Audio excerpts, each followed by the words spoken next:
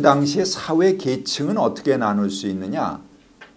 이건 토지 농경 사회이기 때문에 토지 소유를 중심으로 구분해야 됩니다.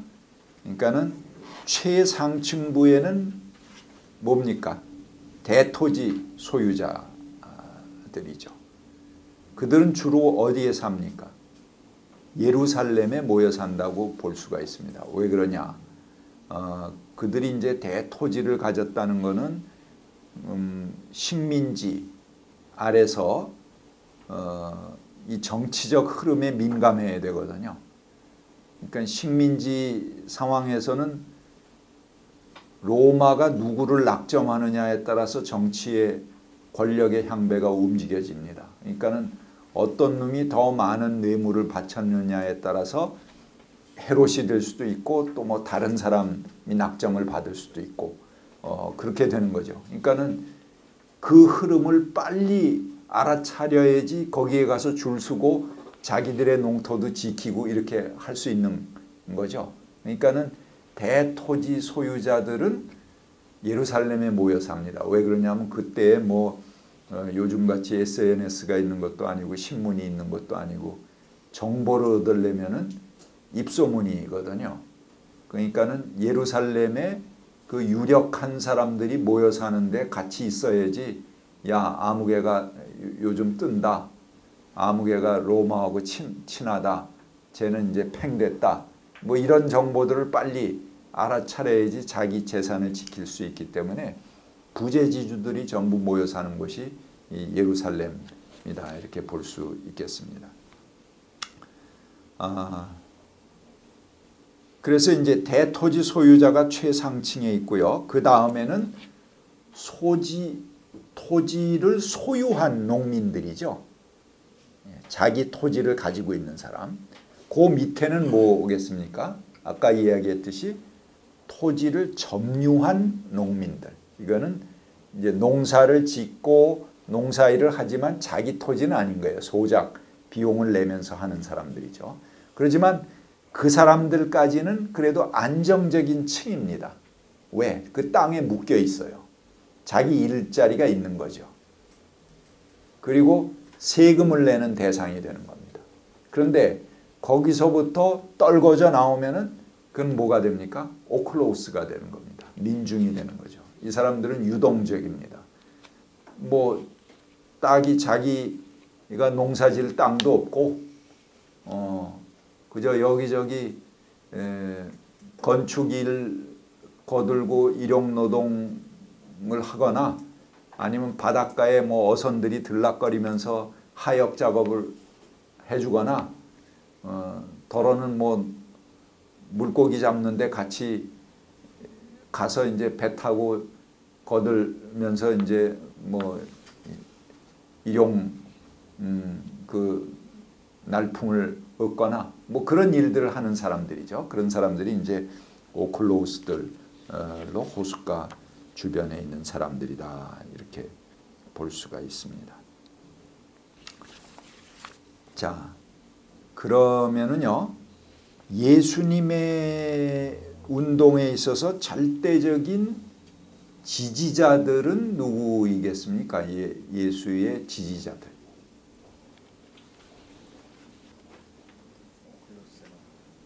예, 오클로우스는 사실은 어떻게 보면 그 유동적입니다. 그 예수가 오클로우스를 따라갔지 오클로우스가 예수를 꼭 따라간 건 아니에요. 나중에 예수님 십자가에 못 박으라고 그럴 때도 뭐 군중들은 십자가에 못 박아라 막 이렇게 하고 그러잖아요. 근데 제일 절대적인 지지자들은 사실은 예수의 제자들이라고 볼 수가 있죠. 예수를 따라 나선 사람들입니다. 근데 그 예수의 제자들은 보면은 토지 점유 농민 이상의 직위를 가질 수 있어요. 물론 오클로우스도 있지만, 그러니까 예수가 제자를 부르시는 이야기들 보면은 꼭 강조되고 있는 것이 그가 자기 가진 모든 것을 버리고 예수를 따라갔다. 그런 것들이 강조되죠. 여러분들이 아마 설교 많이 들었을 거예요. 그래서 그 뭐 베드로, 안드레 뭐 이런 사람들도 그 어부였는데 자기가 하던 배와 그물을 버리고 예수를 따라갔다. 이런 것들이 이제 나타나잖아요. 그러니까 어부들은 그 배, 그물 이런 거에 자기의 삶의 일상 생산 수단인데 그것을 버리고 예수를 따라 나가기로 결단한 사람들입니다. 그러니까는 그 대단한 거죠. 그 자기 삶의 기반이 따로 정해져 있는 사람인데도 불구하고 그것을 이제 팽개치고 전적으로 예수를 따라 나서기로 헌신한 사람들, 그런 사람들이 이제 예수의 제자들이다 이렇게 볼 수 있습니다. 근데 제자들이 우리가 보통 12제자 그런데 이제 그거는 초대 교회에서 이제 두드러진 그런 제자들이고요. 이름이 드러나지 않는 제자들로 뭐 여기 복음서에 보면은 70인 제자가 있었다. 뭐 그런 얘기들 나오고 여러 또 보이지 않는 그런 제자들이 있습니다. 이름이 드러나지 않는. 그러니까 그런 제자들이 뭐 70명, 80명 이렇게 막 때를 지어서 예수를 따라다니는 그런 무리들이 있었다 이렇게 볼 수 있습니다. 그러면 그 제자들이 이제 절대적인 예수의 지지자들이죠. 그리고 민중들도 예수의 부분적으로 자기들의 이해관계에 따라서 예수가 빵 나눠주면 뭐 와 거기 몰리고 좋다고 가고 병 고쳐주면 와 거기 이제 몰려가고 또 십자가에 못 박혀 돌아가시고 그럴 땐 군중심리에서 저거 잡아라 죽여라 그러고 또 소리도 치고 배반도 하고 그게 이제 민중들이죠.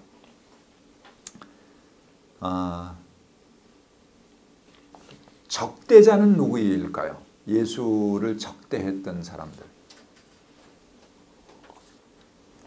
그 이제 분명하게 나옵니다. 성경에 보면 주로 바리새 사람들과 율법학자들입니다. 근데 바리새 사람하고 율법학자들이 묘한 존재예요. 바리새 사람이나 율법학자들 이런 사람들은 신분상 귀족은 아닙니다. 그러니까 유대의 사내들인 70인 의회를 구성하는 구성인자들이 이제 제일 정점에 제사장이 있죠. 그 다음에 그 밑에는 이제 사두개인들이 있습니다. 이 사두개인이라는 사람들은 귀족 계층입니다. 전통적인 유대의 귀족이에요. 그래서 이 사람들은 아주 자기 뭐 재산도 많이 있겠지만 신학적으로도 굉장히 자기들이 정통이라고 생각하고 오경 외에는 인정을 하지 않습니다. 예언서, 성문서 이런 것도 인정 안 하는 거죠. 오경만을 경전으로 인정하고 성경에 없는 천사, 부활 뭐 그런 건 인정하지 않습니다. 네? 이제 오경에는 이제 그런 게 없죠. 그러니까는 그런 걸 부정하는 그런 사람들입니다. 근데 바리새 사람들은 그보다 밑에 계층입니다. 사두개인보다. 바리새 사람들은 처음에 어떤 사람이냐면 토지를 점유하거나 아니면 소유하고 있는 그런 계층입니다. 그런데 이 사람들이 히랍 때, 그러니까는 그 그리스 제국 때 그리스 제국 치하에 아주 획기적인 혁명적으로 이 사람들이 한 게 있는데 뭐냐 하면은 수로를 연결하는 것입니다.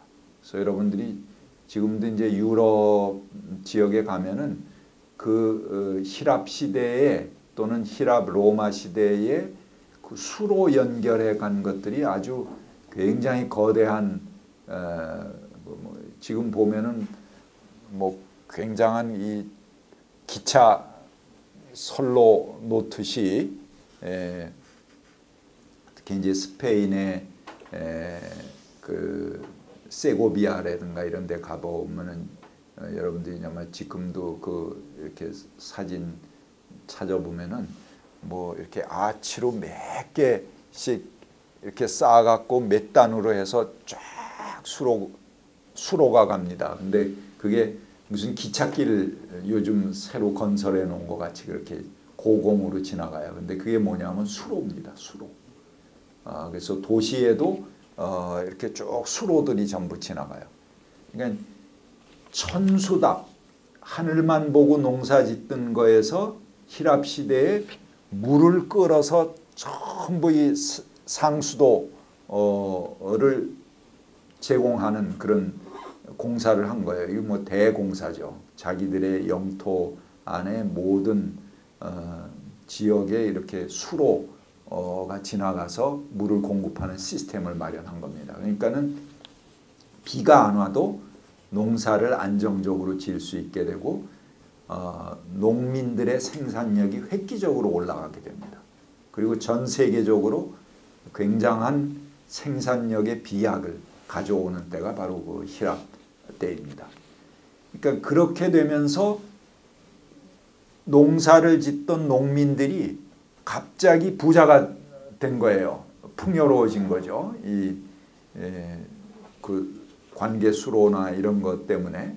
그러니까는 생산력이 비약적으로 증가하면서 이 사람들이 여유가 있어지게 됩니다. 그러니까 이렇게 여유 생산물이 있게 된다는 건 뭘 얘기해요? 여가를 얻게 된다는 거죠. 농민들이. 그래서 이 여가가 생기는 시간에 뭘 하게 되느냐? 신분 상승의 제1은 뭐냐면 예나 지금이나 교육입니다. 그래서 이들이 율법을 연구하게 됩니다. 그래서 이 농민 출신들이 율법의 전문가가 됩니다.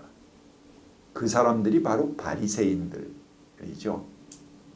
그래갖고 그 율법의 전문가가 된 사람들 중에서 선출돼 갖고 산헤드린의 의회 의원으로 들어가게 됩니다. 그리고 지역의 또 대표성을 가진 사람들은 이제 장로들이고요. 그래서 산헤드린의 구성 요소를 보면은 제사장, 사두개인, 바리새인, 지방의 장로들 이런 사람들이 모여서 70인 의회를 구성하게 되지 않습니까?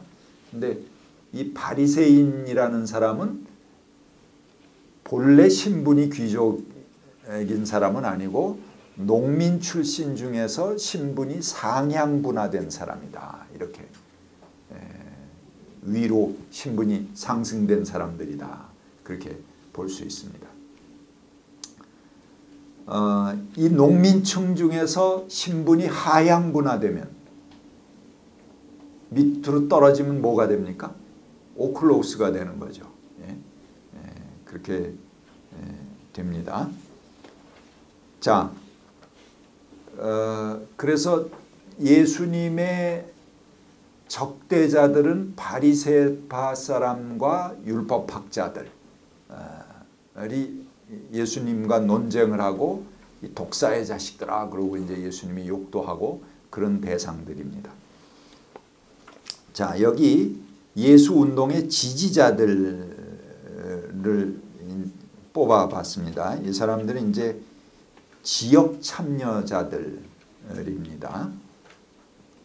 각 지역에서 예수에게 협조했던 사람들인데 이 사람들의 신분이 어떨까요? 우리가 그런 기준을 가지고 한번 볼까요? 먼저 회당장 야이로는 어떤 신분일까요?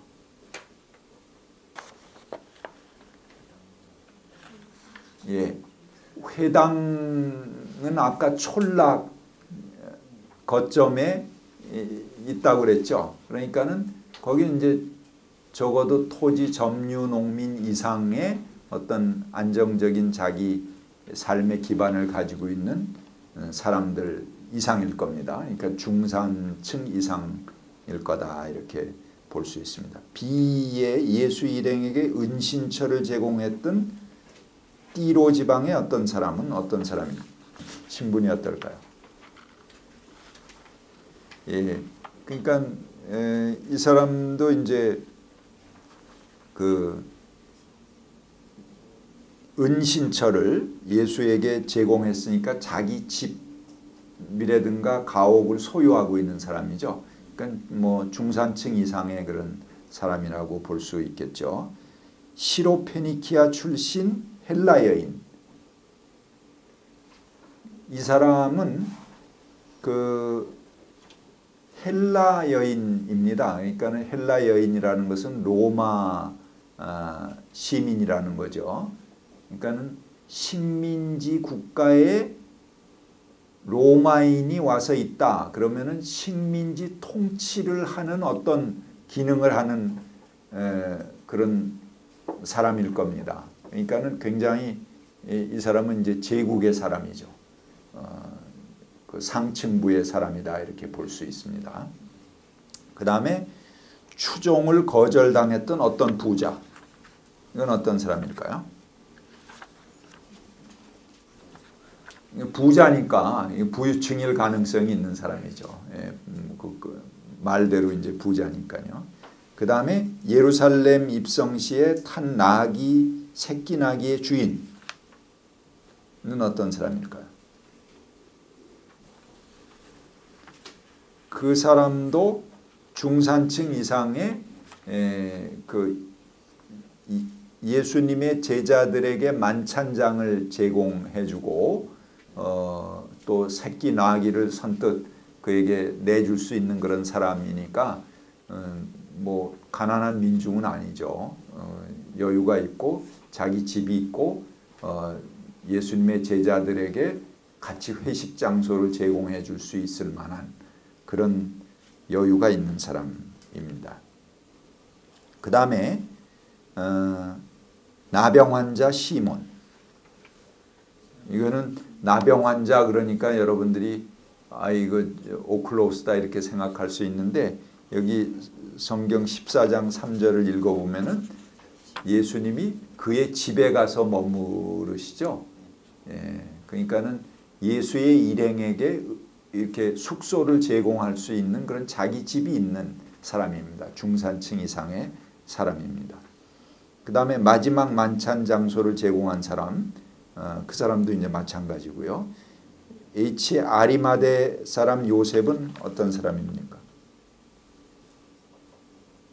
그 사람은 의회 의원이죠. 아리마대 요셉이. 그래서 예수님에게 무덤도 제공해주고 뭐 그런 사람이니까 이건 뭐 의회 의원이니까 최상층에 속하는 사람이다 이렇게 볼 수 있겠죠.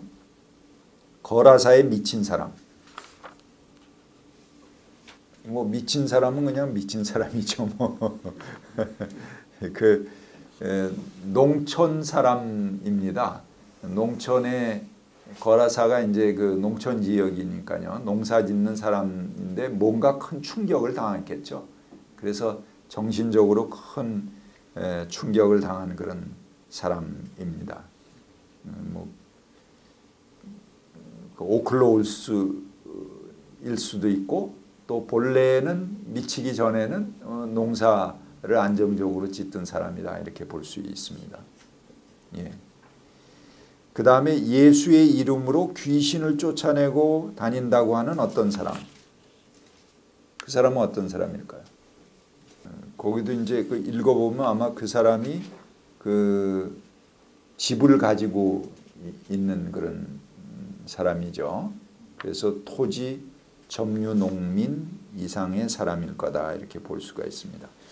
예수에게 향유를 부은 여인. 이 사람이 뭐 300데나리온, 그러니까 노동자 300일의 임금에 해당하는 걸 한꺼번에 예수님의 머리에 부을 수 있는 사람이니까 그래도 조금 여유가 있는 사람이다. 우리 그 300일의 임금 하면 지금 얼마 정도 칠 수 있을까요? 거의 1년치 일이죠. 뭐 또 노동자들이 뭐 300일 꼬박 일할 수는 없죠. 뭐 일 있는 날은 하고 없는 날은 쉬고 이제 그렇게 하는 건데, 그러니까 상당한 액수입니다. 하루 한 7만 원 정도만 임금을 치더라도 2,100만 원 정도에 해당하는 걸 그냥 머리에 딱 불 수 있는 그런 사람이죠. 말이죠. 또 대중 집회 장소로 사용되던 집의 소유자들, 이 사람들도 이제 중산층 이상의 그런 자기 집을 가지고 있는 사람입니다. 예수의 일행에게 은신처를 제공한 소유자들, 이런 사람들이 이제 곳곳에 뭐 예수의 일행이 돌아다니면서 활동을 하려면 음식을 제공하는 사람도 있어야 될 거고 집도 제공하는 사람이 있어야 되고 그런 사람들이 있어야지 될 거 아니겠어요? 그러니까는 예수님이 꼭 민중들만 함께 한 건 아니에요. 이 지역의 협조자들이 다 여기저기 이렇게 숨어 있는 겁니다. 그래서 움직이는 대로 그 일행들을 먹이고 보살피고 재워주는 그런 사람들이 다 있었죠. 뭐가 하나 운동이 되고 일이 되려면은 그런 협조자들이 각 지역에서 나서고 함께 하지 않으면은 사실은 새로운 운동이라는 것은 있을 수 없는 거죠.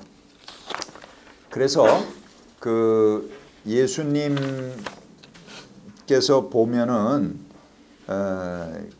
그 마가복음 9장 39절부터 40절에 이런 얘기가 나옵니다. 그 예수를 사칭하고 다니면서 그의 이름으로 귀신을 쫓아내는 사람, 이건 예수로서는 굉장히 기분 나쁜 거 아니에요. 자기 이름을 사칭하면서 귀신을 쫓아내는 사이비들이 있는 것을 보고 이제 제자들이 욕을 하면서 이놈들을 어떻게 할까요? 그렇게 얘기를 했더니 예수님이 뭐라 그러냐면 막지 말아라. 내 이름으로 기적을 행하고 나서 쉬이 나를 욕할 사람은 아무도 없기 때문이다. 우리를 반대하지 않는 사람은 우리를 지지하는 사람이다. 이렇게 얘기하십니다. 굉장히 수용의 폭이 넓으신 거죠. 그렇죠? 그러니까 뭐 사칭을 하고 다니고 사기를 치고 다니더라도 그놈들이 아무튼 호의를 가지고 여기에 함께 할 수 있는 거면은 다 받아들여라. 그런 그 넓은 마음을 가지고 그걸 다 받아들이셨습니다. 사실은 우리 현대 사회에서도 뭔가 새로운 일을 해나오 시민운동을 한다든가 뭐 사회운동을 하는 사람들이 이런 예수의 마음을 그 본받고 배우지 않으면은 굉장히 힘들어요. 뭐 조금만 다르면은 해를 져서 저거는 나하고 계보가 다르다 그러고 자기가 더 선명한 것 같이 맨날 하고 싸우고 갈라서고 뭐 이런 일들이 아주 비일비재한데, 그래서 오히려 같이 일하던 사람들끼리 원수가 되고 그러는 게 굉장히 많지 않습니까? 그래서 진보는 분열로 망한다 이제 그렇게 이야기를 하는데요. 이게 참 잘못된 거죠. 제가 여기 이거를 이렇게 굳이 살펴보는 이유도 예수님이 꼭 뭐 민중 뭐 해갖고 선명하게 민중 계층만 있어. 그러면 예수 운동이 존재 못하죠.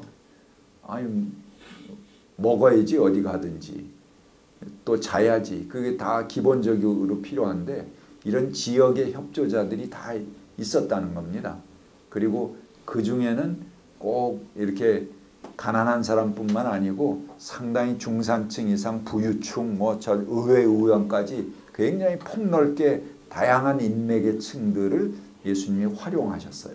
그리고 내게 반대하지 않는 사람은 다 수용해라. 이런 게 이제 예수님의 예수 운동의 하나의 방향이었다. 이렇게 볼 수 있습니다. 자, 그 다음에 예수의 율법 논쟁들을 보겠습니다. 율법 논쟁은 아까 어디에 해당합니까? 예수님의 촌락회당에서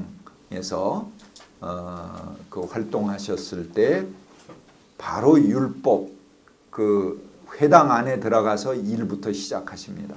그래서 그 회당 안에서 그 손 오그라진 사람을 딱 펴는 일, 뭐 그 안식일의 율법이 어느 게 유용한가, 뭐 안식일 날 그런 일을 할 수 있는가 없는가 뭐 이런 논쟁들을 그 바리새 사람들 율법학자들하고 벌이시는 거죠.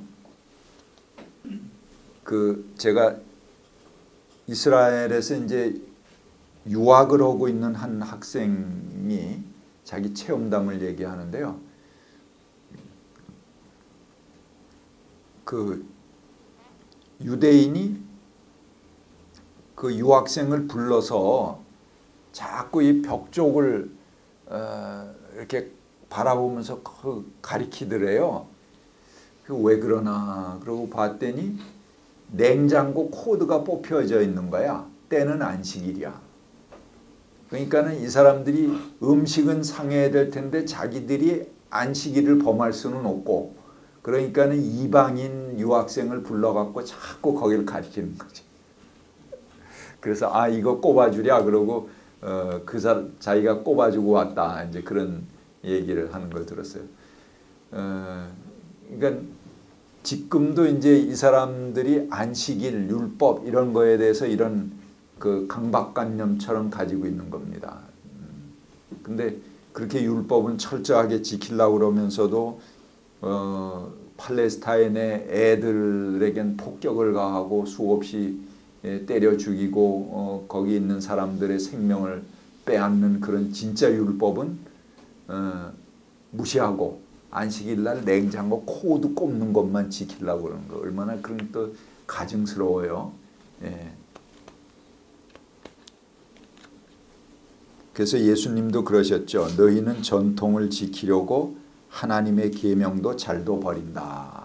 그리고 뭐 낙타는 삼키고 하루살이는 어떻게 되나 걸러내고 하루살이는 삼키는 자들아 이제 이렇게 그 얘기를 하시기도 하고요. 그러니까 그 인간들이 뭐 법이다 그러면 그 법조문에 이렇게 노예가 돼서 그거를 마치 자기가 굉장히 잘 지키는 거인 양 과시하려고 듭니다. 근데 실제 중요한 본질의 거는 빼놓는 거죠. 그러니까 겉으로 밴 경건들, 뭐 냉수 하나 갖다 놓고 또 기도 한참 하고 마시고 그래야지 굉장히 은혜스러워지는 것처럼 생각하고 이런 그 겉으로 밴 경건은 아주 능숙한데 진짜 하나님의 말씀은 낙타를 걸러내듯이 쑥쑥 걸러내는 그런 것들이 많이 있죠. 바로 그런 가증한 위선을 보고 논쟁하시는 것이 예수님의 율법 논쟁이라고 볼 수가 있습니다.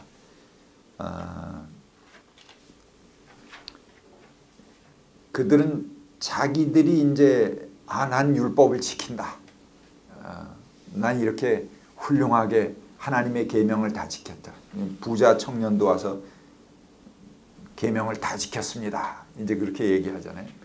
계명을 어떻게 다 지켜? 지가 다 지키는 사람 이 계명이 뭐 겉으로 드러난 게만 있는 게 아니고 굉장히 그 추상적인 계명들도 많은데 그걸 어떻게 다 지키겠어요? 그러니까는 그거 자체가 이제 하나의 자기 과시죠.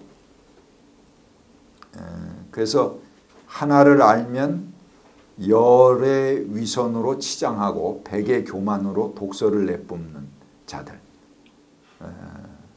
그런 사람들이 이제 율법학자와 바리새 사람들이다. 예수님이 그렇게 보신 거죠. 그래서 그들하고 이제 그 논쟁을 벌이십니다. 또 한번 이제 제가 시골에 장례하는 데를 이제 가봤어요. 근데 거기 그 벽촌이라서 그런지 아직까지도 이제 모든 그 상주들이 배옷을 남자들은 요즘 간소화해서 이렇게 띠만 띠고 그러잖아요. 근데 배옷을 다 해 입고 상투까지 이렇게 건까지 해서 다 쓰고 이렇게 새끼줄로 묶고 뭐 이렇게 하면서 장례를 지내는 아주 전통적인 그런 유교 마을이었습니다.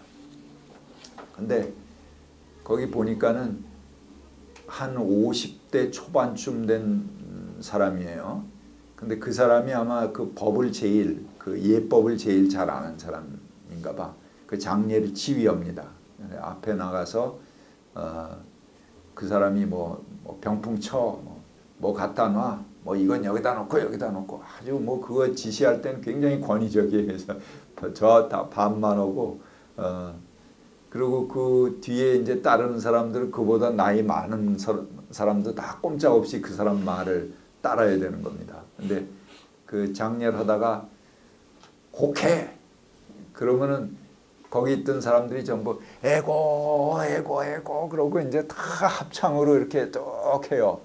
우리 뭐 통성기도 하다가 땡땡 치면은 싹 조용하듯이 그렇게 에고 에고 저 곡하다가 그쳐 그러면 또 싹 조용히 그쳐요. 그러다가 뭐 할 때 곡해 그러면 또 에고 에고 하고 곡하고 그러니까 한 50대 초반의 사람이 전체 그 마을을 좌지우지하고 있는 겁니다. 거기 어른들도 많은데 그게 그 예법을 그 사람이 제일 잘 안다는 거죠. 그러니까는 전통적으로 하나의 그 촌락의 지도자가 될 수 있는 것은 그 법을 아는 거죠. 그러니까 바리새 사람이나 율법학자들이 아까 여유가 생겼을 때 부지런히 죽어라 하고 율법을 연구해서 전문가가 된 것도 이제 그런 이유고요. 그 마을의 그 법을 제일 잘 아는 사람이 사람들의 생활을 쥐락펴락할 거 아닙니까? 저 이렇게 했는데 이게 법에 맞아요, 안 맞아요? 다 물으러 올 테고, 그럼 그 사람이 이게 맞는다, 이거 틀렸다, 넌 틀려 먹었다, 뭐 이거 다 판단 내릴 수 있는 그런 그 판단의 하나의 바로미터가 되는 겁니다. 그러니까는 그런 의미에서 이 율법을 익힌다는 것은 그 사회의 권위 서열의 최위치 고위층에 올라갈 수 있는 그런 조건이 되는 것이죠. 그런데 그 당시에 율법이라는 게 뭐 그 기본 근간이 되는 법, 우리 십계명 같이 뭐 제1계명, 2계명 뭐 이렇게 쭉 내려가는 게 십계명이 있듯이 600개의 근본이 되는 그런 계명이 있대요. 그러니까는 그 600개의 계명 중에서 안식일을 거룩하게 지켜라 이런 계명이 있으면은 거기에 또 딸린 법이 뭐 40~50개씩 이렇게 달려 있는 거예요. 거기에 안식일 날을 거룩하게 지키려면 뭐 안식일 날 매듭 2개 이상을 묶지 못한다. 뭐 몇 미터 이상을 가지 못한다. 글자 10개 이상을 쓰지 못한다. 뭐 이런 것들이 다 규정되어 있는 거예요. 그거를 민중들이 어떻게 다 그거를 기억하고 그대로 살겠습니까? 그걸 그러니까 아예 알려고도 안 하죠. 또 알 수도 없고. 그러니까 그걸 전문가라고 하는 사람들만이 그저 정말 다른 일 안 하고 연구해야지 겨우 뭐 알까 말까 그런 거니까 민중들이 그걸 보고 그대로 살아라 그런 법은 아닙니다. 그 법은. 그러면 뭐 하는 법일까요? 교통순경들이 그러잖아요. 아유 왜 나만 잡습니까? 저기 앞에 차들은 더 빨리 달렸는데 왜 나만 잡아요? 그러면 아니 내가 뭐 모든 차를 다 잡냐? 내 눈에 띈 거를 잡는다. 그렇게 얘기하죠. 교통순경들이. 마찬가지입니다. 법도 지배자들이 자기 눈에 거슬리는 놈. 뭐 어차피 다 위반하고 사는 건 마찬가지야. 그 법을 누가 다 알 수도 없고 다 지킬 수도 없어. 그래서 그냥 사는데 자기들이 찝어내고 싶은 놈을 찝어낼 때 그때 이 법을 들이대는 거죠. 그러니까는 이 법은 민중들, 사람들이 그렇게 살아라고 하는 법이라기보다도 지배자들이 통치하기 위한 법입니다. 그래서 말 안 듣는 놈을 손보겠다, 속가내겠다 하는 의도를 가진 것이 이 법이다 이렇게 볼 수가 있습니다. 예수님 때의 하나의 일종의 통제 수단이죠. 민중들을 통제하는 그런 수단으로. 그래서 각자의 내면에 파수꾼을 하나 세우는. 그러니까 민중들은 법도 모르면서 항상 불안한 거예요. 아, 내가 이게 다 위반하고 살지? 내가 죄인이지? 뭐 이런 파수꾼을 다 하나씩 세워놓은 거예요. 그래서 누가 위에서 찔끔해서 불러다 놓고 나 임마 너 뭐 잘못했지? 그러면 뭐 수많은 것들이 잘못했는지 안 했는지도 모르지만 아무튼 뭐 분명히 난 죄인일 거다 이렇게 하고 사는 그런 죄의식에 주눅들어 살게끔 만드는 기능이 바로 이 율법의 기능이었다. 그렇게 볼 수가 있습니다. 예를 들면 이제 정결예법 같은 걸 하나 예로 들어볼까요? 정결예법은 음식을 먹기 전에 손을 씻는 법, 시장에서 돌아와서 몸을 씻는 법, 또 그 밖에도 잔이나 단지나 녹그릇 같은 것을 씻는 법, 마가복음 7장에 나옵니다. 그런 것 등입니다. 근데 이 고대 사회에는 위생과 종교의 경계가 없어요. 더러움의 종류가 위생상 필요한 경우에 해당하지 않고 종교적으로 무한히 확대된 겁니다. 그러니까 우린 지금 뭐 손 안 씻었다고 이 죄인 이렇게 안 그러잖아요. 아, 이 지저분한 놈이 그런 정도로 얘기를 하지만 그때는 손을 안 씻으면 죄인이 되는 겁니다. 이게 정결예법을 지키지 않은 게 되는 거니까요. 그러니까 위생과 종교의 경계가 없는 거죠.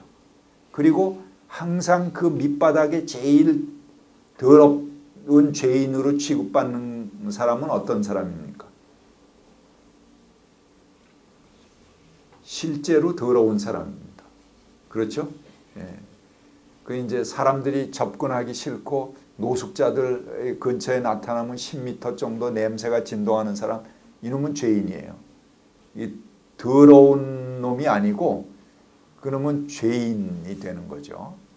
그래서 이 정부정의 체계라는 것이 제일 그 상층에 자기 몸을 깔끔하게 관리하고 항상 향수 뿌리고 정결하게 할 수 있는 최고위층의 사람, 그런 사람, 깨끗한 사람은 그 신분상도 제일 위에 있는 사람입니다. 그 다음에 더러운 사람은 그 사회의 제일 밑바닥에 있는 사람이고요. 그들은 종교적으로도 더럽다. 그렇게 인정을 할 수밖에 없는 그런 상황입니다. 자, 바리새파 사람들은 어떤 일이 있어도 식사 전에는 손을 씻고 타인에 대해서도 그것을 요구합니다. 또 말을 듣지 않는 자들에게 저주를 퍼붓습니다. 뿐만 아니라 식기를 씻는다든지 몸을 닦는다든지 하는 것도 복잡한 규칙을 만들었습니다. 그래서 그 법으로 사람들을 못살게 굴고 결국은 그들을 왜 그렇게 씻으면 되는데 씻는 거를 복잡한 법을 만들어서 어떤 경우는 어떻게 씻고 뭐 몇 번을 씻고 뭐 이렇게 법을 만들어 놓느냐. 죄인을 많이 만들어야지. 자기들이 의인이 되기 때문에 그런 거죠. 몇 가지 한 가지 예를 들어보면요. 이런 정결예법이 있어요. 도둑이 들어왔다면 그 도둑이 발로 밟았던 곳은 더러워진다. 뭐 그렇겠죠. 도둑이 뭐 깨끗하게 뭐 남 고려해서 밟는 게 아니고 지금도 그렇잖아요. 도둑놈이 들어오면 도둑놈 발자국부터 벌써 톡톡 크게 나죠.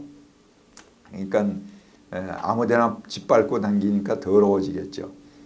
게다가 도둑이 들어왔던 곳에 뚜껑이 닫혀있는 토기는 괜찮지만 도둑이 들어왔을 때 뚜껑이 열려있는 토기가 있다. 그러면 그 안에 있는 음식물은 부정하다. 이렇게 법으로 되어 있는 거예요. 그래서 그 뚜껑이 열린 항아리의 것은 다 갖다 버려야 됩니다. 그래서 부정한 것, 이게 위생상 부정한 게 아니고 그걸 먹으면 종교적으로 부정해지는 거예요. 죄인이 되는 거예요. 그런데 가난한 사람들이 도둑놈 들어와서 뚜껑 열렸다고 그래서 항아리째 갖다 버릴 수 있습니까? 대충 걸러내고 또 먹어야죠. 예? 그러니까는 이 사람들은 종교적으로 부정한 사람이 되는 겁니다. 죄인이 되는 거죠. 그러니까 그 법을 지킬 수 있는 사람들은 아주 이 정결, 최고의 정결 예법을 잘 지킬 수 있는 계층들은 최상층이죠. 예? 그러나 이제 민중들은 뭐 대충 그런 거 남이 갖다 버린 거라도 좋은 게 있으면 얼른 골라서 지가 집어 먹어야죠. 예?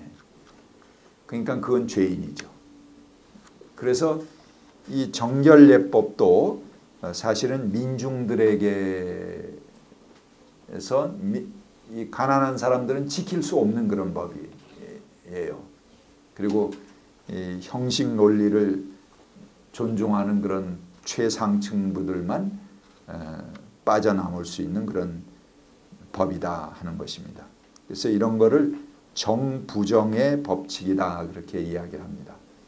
최고의 정결한 것 중에 정결한 것, 그 다음에 더 정결한 것, 덜 정결한 것, 또 부정한 것, 덜 부정한 것, 부정한 것, 더 부정한 것, 이렇게 쭉 하면은 신분 피라미드로 할 때 제일 깨끗한 거는 제일 상층이고 더러운 건 제일 밑바닥층이다 하는 거죠.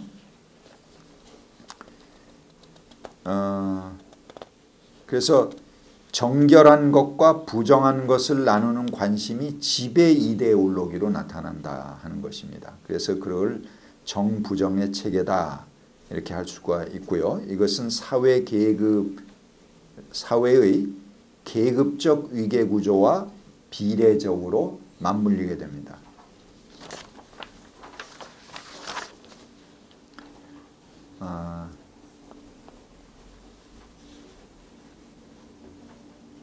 그래서 종교적으로 거룩하다고 여기는 자들은 가난하여 몸으로 더럽고 그로 인해 종교적으로 더럽다는 멍해를 둘러싼 사람들, 또 가난한 아픔을 가지고 살아가는 이웃에게 올가미를 씌워서 천길만길 낭떠러지로 내모는 겁니다. 그래서 많은 사람들을 죄인으로 묶어놔야지 지배와 통치가 용이한 거죠. 그러니까 예수님이 뭐라고 그러십니까? 마가복음 7장 15절에 무엇이든지 밖에서 몸 안으로 들어가는 것은 사람을 더럽히지 않는다. 더럽히는 것은 도리어 사람에게서 나오는 것이다. 이 말씀은 뭐냐 하면은 이런 음식을 가지고 정결하고 부정하고 이런 걸 나눔으로써 가난한 사람들을 더 부정하게 죄인 취급하는 것을 끊어놓는 그런 말씀입니다.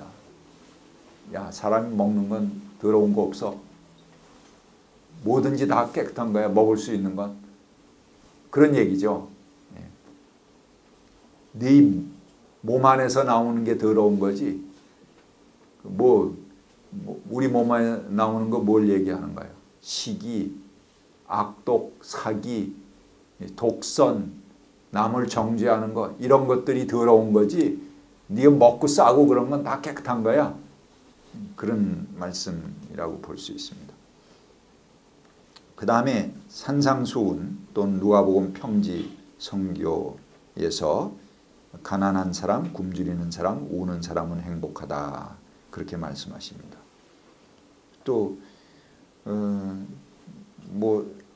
복 있는 사람이라고 그러기 팔복의 말씀에 나오는 거 아닙니까? 근데 복은 그냥 지질이 복 없는 사람이죠. 가난하고 굶주리고 우는 사람.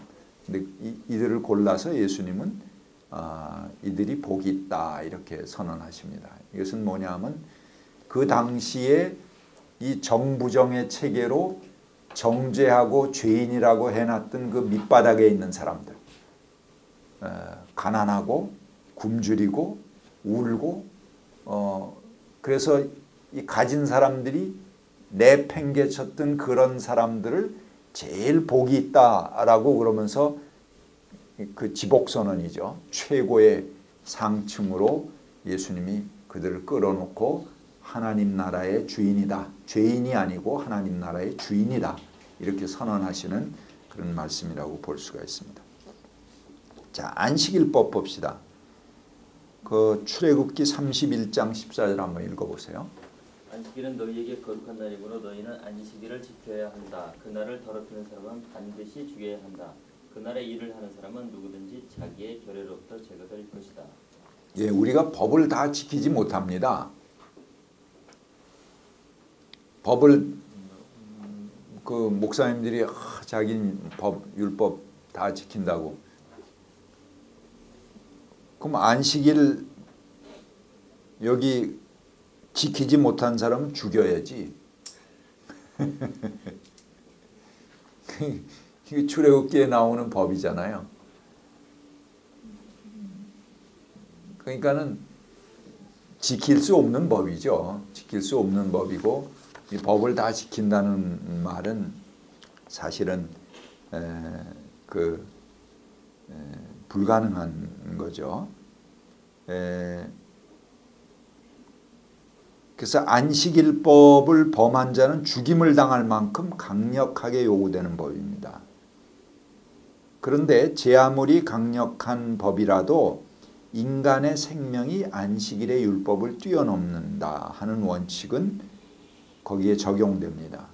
그래서 유대교에서도 안식일날 산모의 해산을 돕는 일, 멀리서 산파를 불러오는 일이 허용됩니다. 그리고 사소한 병이라도 통증을 호소하면 약을 줄 수 있습니다. 그건 이제 일로 치지 않는 거죠. 그 안식일날 아기 나오는데 야 이놈아 너 안식일이니까 다음날 나와라 이렇게 할 수 없잖아요. 그러니까는 그 안식일날 아기 나오고 산파 불러오고 그런 일들은 다 허용이 된다 하는 거죠. 근데 예수께서 안식일날 공공연하게 회당에 모인 사람들 앞에서 손 오그라진 환자를 불러서 치유하신 사건이 나옵니다. 이게 이제 아까 그 촌락에서 벌어진 회당에서 벌어진 사건인데요. 그러니까 그 주변에 있는 사람들이 예수님이 그 안식일인데 이 사람을 고치나 안 고치나 이거를 보려고 사실은 끌고 온 겁니다. 그러니까 예수님이 그 사람의 병을 고치느냐 안 고치느냐 이거보다도 안식일에 저걸 할 것인가 말 것인가 요게 그 주변 사람들의 그 포인트였죠. 그들이 이제 주목하고 있는 겁니다. 그래서 그 환자를 데리고 왔어요. 그래서 예수님에게 고칠까 안 고칠까. 그러니까 오히려 우리들의 관심은 아주 손을 펼 수 있을까 없을까 이거에 이제 되는 거 아니에요. 그게 누구나 그 관심을 갖는 사항이잖아요. 근데 이 사람들은 거꾸로 안식일날 저걸 할까 말까 요거를 시험하느라고 일부러 그 사람을 안식일날 예수에게 데려온 겁니다. 예수님은 알죠. 그걸 딱 보고 이제 그 느낌을 압니다. 근데 그렇게 노려보고 있으면은 저 같으면 그러겠어요. 야, 너 손 오그라진 거는 뭐 그렇게 급하지 않지 않냐? 애기 낳는 건 안식일이라고 그래서 너 내일 나와라 이렇게 할 수 없지만 손 오그라진 사람은 이제까지 오그라진 채로 살았잖아. 예? 그러니까는 뭐 사람들 이렇게 보고 있는데 너 내일 와라. 그럼 내일 고쳐주마. 저 같으면 그랬을 것 같아요. 근데 그 예수님이 이제 그 사람들이 딱 그런 문제로 보고 있는 걸 알면서 그 사람에게 내 손을 펴라 이렇게 명령하십니다. 그래서 그 손을 고쳐 주시죠. 그 마음을 아셨어요, 예수님이. 그래서 예수께서 그들의 마음이 완고한 것을 탄식하시며 녹이 띈 얼굴로 그들을 둘러보시고 나서 손 오그라진 사람에게 손을 펴라 하고 말씀하십니다.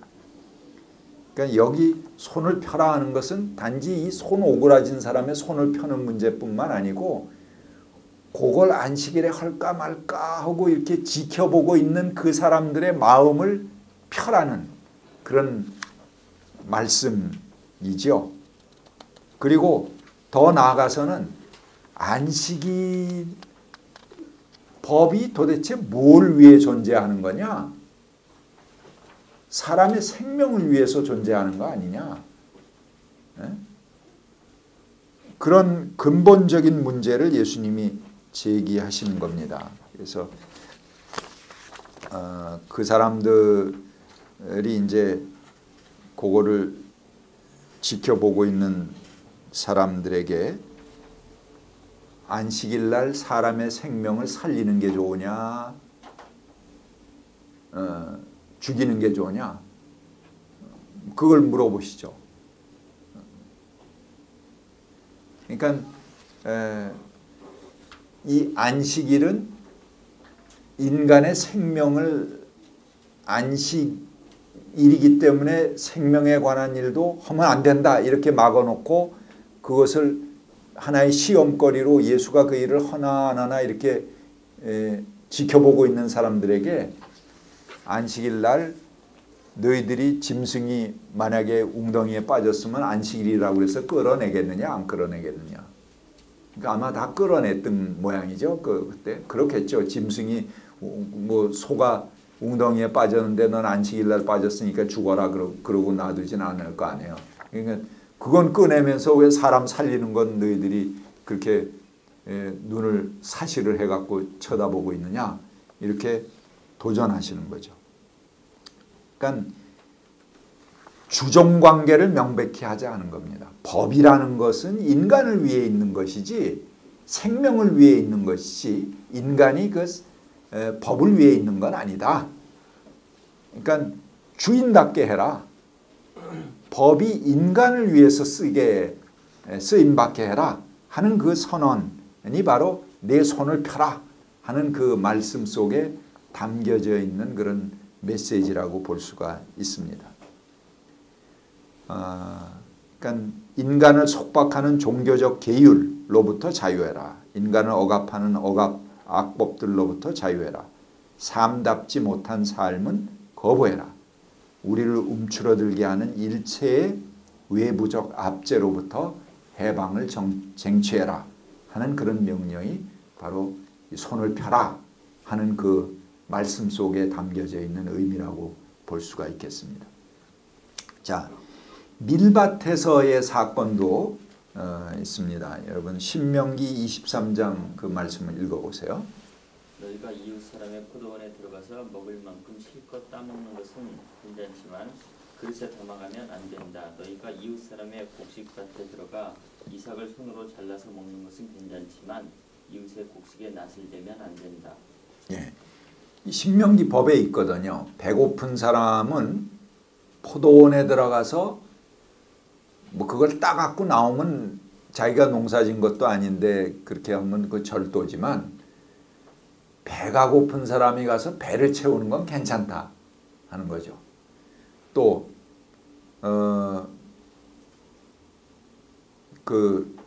여기 곡식밭에 들어가서도 이삭을 손으로 잘라 먹는 건 배를 채우기 위해서 먹는 건 괜찮다. 굉장히 혁명적인 법이죠. 우리가 지난번 율법 공부할 때 하지 않았습니까? 이 법을 알고 있어요.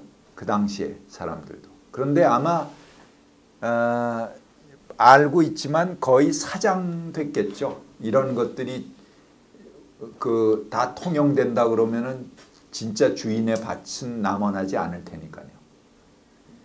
예수님의 제자들이 아까 뭐 12명이 아니고 70명 제자들 언급도 되고 그러는데 이름 없는 제자들까지 다 보면 7, 80명씩 때로 몰려가서 남의 밑에 밀밭에 들어가서 다 훑어서 거기서 입에다 털어놓고 있으니까 주인은 굉장히 속상했겠죠.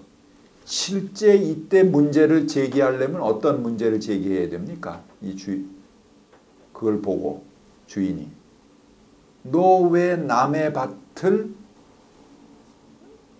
이렇게 다 털어먹느냐? 왜 남의 걸 먹느냐? 이걸 가지고 시비를 걸겠죠. 근데 이들은 율법을 잘 아는 사람들이기 때문에 여기 신명기 법에 있는 걸 압니다. 그러니까는 그거 가지고 문제를 제기하지는 못하는 거예요.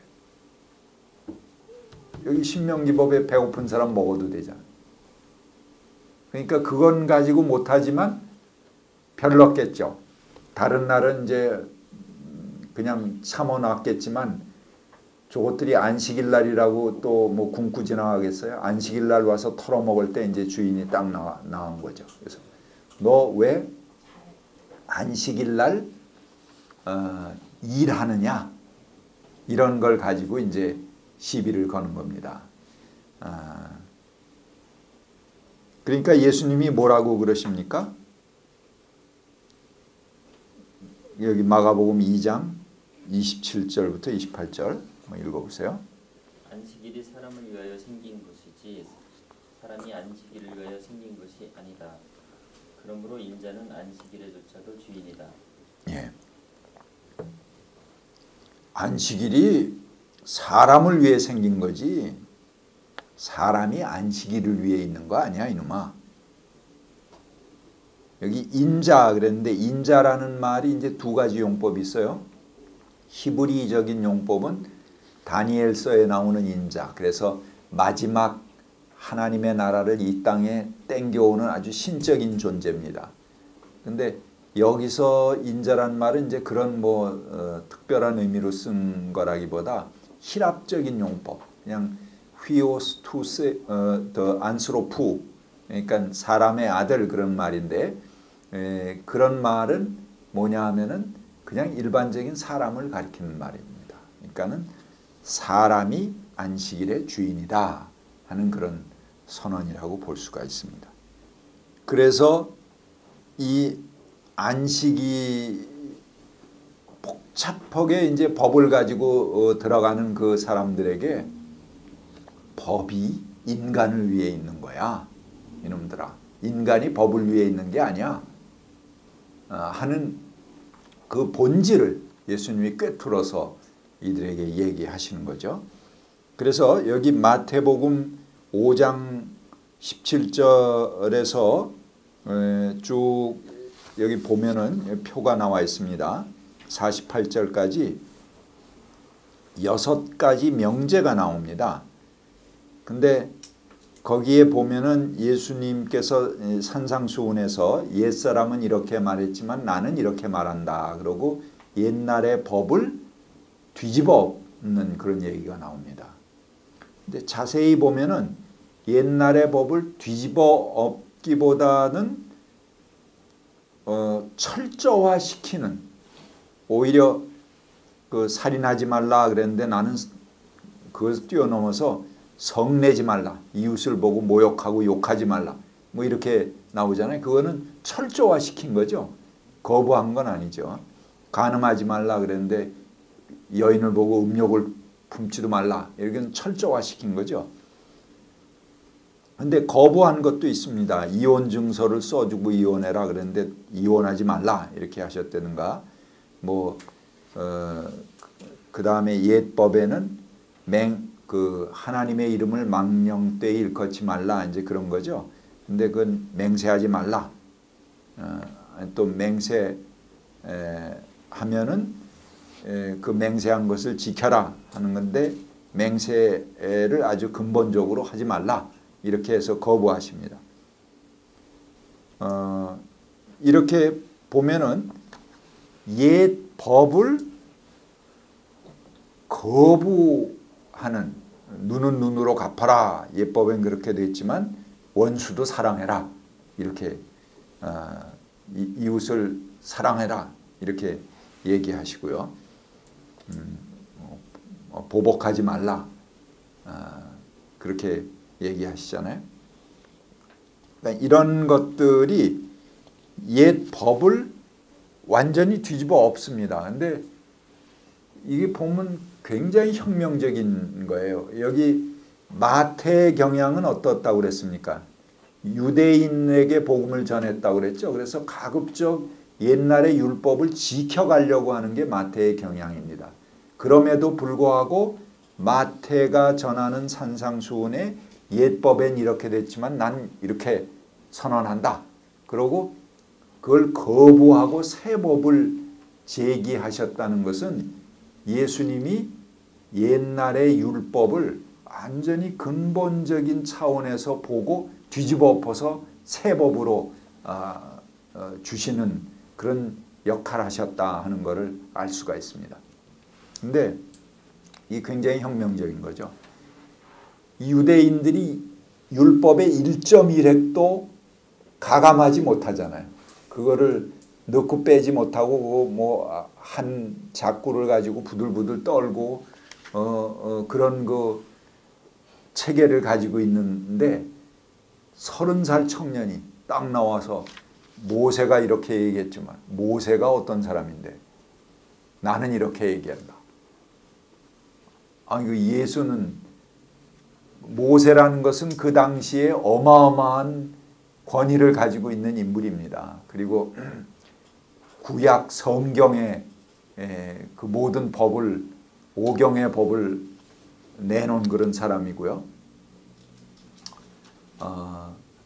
근데 그 성경 말씀을 그 1.1획도 없앨 수 없는 그 엄청난 권위의 말씀을 예수가 폐하고 새 복음을 내줍니다.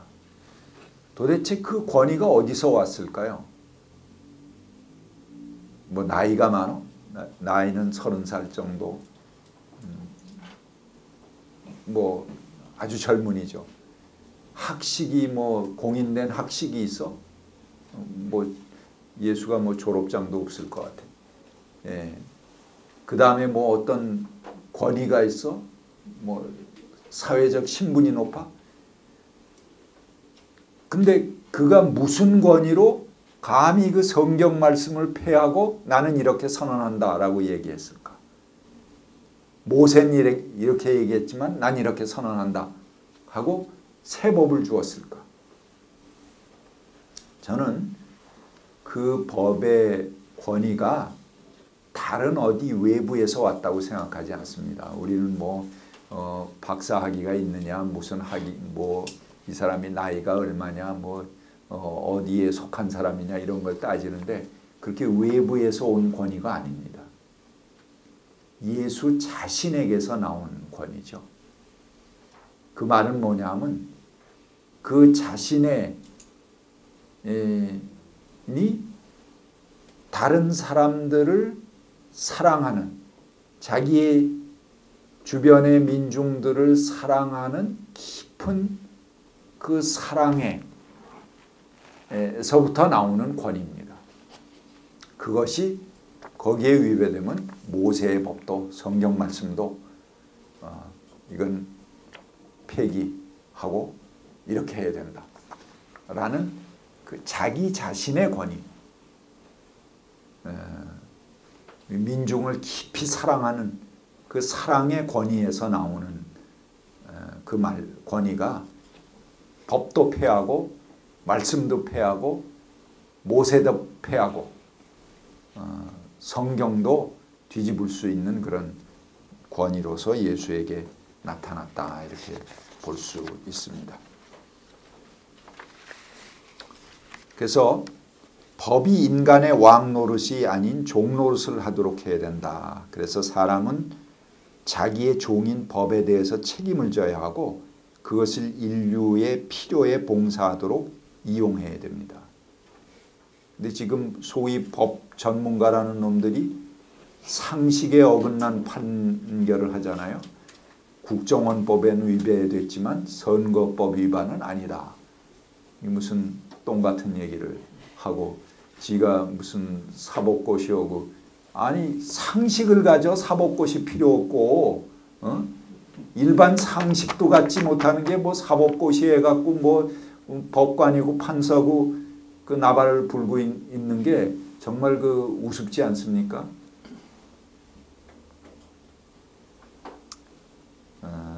그래서 법이 우리를 지배하는 것이 아니고 우리가 법의 주인이기 때문에 법은 인간을 위해 존재하도록 만들어야 된다 하는 정신이 예수의 율법 논쟁 속에 강하게 나타난다 이렇게 볼 수 있습니다.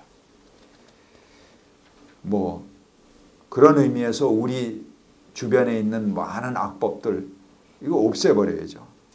뭐 국가보안법 이런 것들 얼마나 사람의 마음과 사상까지 파고 들어가서 죄를 줄 수 있다. 아니 그 사람이 생각한 걸 가지고 어떻게 죄를 줍니까?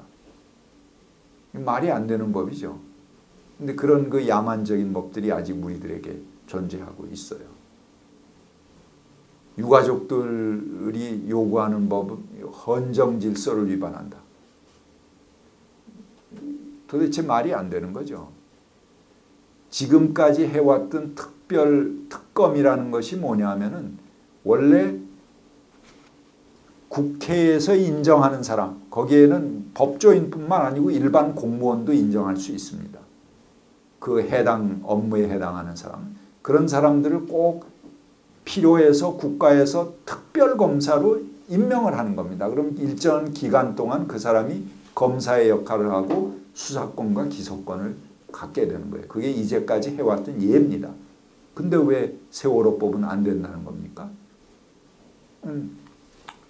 이 대한변협하고 유가족들하고 또 시민단체하고 같이 발의한 것이 그 법 안에 보면은 제1진상규명위원회에 10년 이상 법관, 판사, 변호사, 검찰 이렇게 검사로 활동했던 사람 중에서 추천하는 사람으로 국회에서 특별검사로 임명하라는 겁니다. 그래서 그 사람들에게 수사권, 기소권 주자는 건데 그 왜 안 된다는 거예요.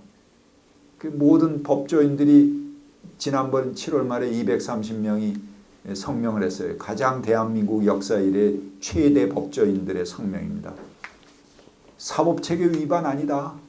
사법체계 안에서 얼마든지 가능한 얘기인데 왜 안 된다고 그러냐. 그게 이제 그들의 성명 아닙니까? 근데 안 된다. 헌정질서 위반이다.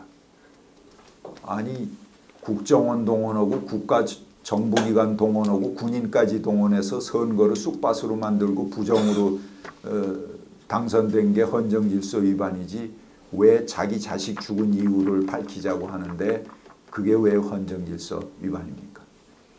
오늘 거기까지 하겠습니다.